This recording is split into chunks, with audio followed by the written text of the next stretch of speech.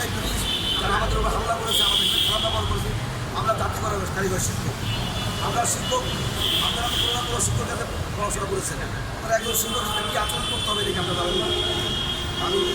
আমি এই বৃহস্পতিবারের পুলিশের আচরণের তীব্র নিন্দা এবং প্রতিবাদ জানাই। পাশাপাশি সরকার বাহাদুরকে বলবো, আমার শিক্ষামন্ত্রী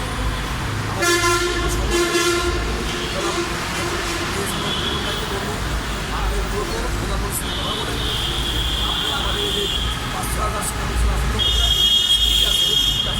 এগুলো সচল আছে, সব প্রতিষ্ঠানে একযোগে এই ব্যবস্থা করে যদি একদম জানতে পারেন দ্রুত হয়ে যেত।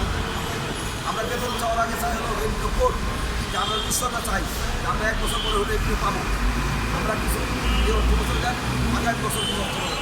আর সম্ভব হলে ওই আমাদের জিয়াউর রহমান সাবেক রাষ্ট্রপতি, যিনি মহান স্বাধীনতার ঘোষক শহীদ রাষ্ট্রপতি জিয়াউর রহমান 1980 সালে 1 জানুয়ারি যেভাবে সমস্ত নলচিত্র শিক্ষকদেরকে জাতীয় প্রতিষ্ঠা স্কুলে এনে সবগুলো একসাথে 50% দেবেন, যারা সফলতা অর্জন করবে তাদেরকে ফিল্ডে করতে হবে।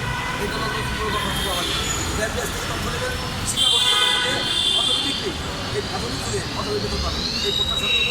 আমি মাননীয় প্রধানমন্ত্রী দৃষ্টি আকর্ষণ করছি, এই সমস্ত অতিথি পুলিশদের বিরুদ্ধে ব্যবস্থা নেওয়া উচিত এবং আমাদের গণতন্ত্র শিক্ষকদেরকে আর কষ্ট না দিয়ে আমাদের কষ্ট 20 বছর 25 বছর চাকরি করি। আরেকটা কথা আমাদের নয়, বাজেট ঘোষণা করতে বাজেটে আমরা খুশি, কিন্তু অস্পষ্ট নয়, যেখানে শিক্ষাটাকে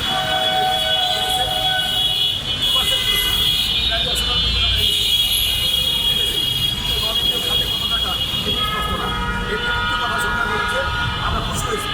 আমরা চাই যে এমনি মুক্ত যে টাকাটা লাগবে এবং যে টাকাটা নিম্ন মাধ্যমিক উচ্চ মাধ্যমিক school college degree honours masters কারিগরি সহ যে বাজেটটা আছে বা রাখছেন, সেই বাজেটটা আমাদের সামনে স্পষ্ট করেন এবং আমাদের মাদ্রাসা কারিগরি আমাদের আবেদন নেওয়া শুরু করেন।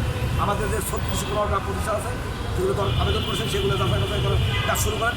এই প্রত্যাশা করে আমি প্রধানমন্ত্রীর প্রতি এই সরকারের সফলতা কামনা করে আমাদের একটু প্রত্যাশা ব্যক্ত করে আমি আমার বক্তব্য শেষ করছি।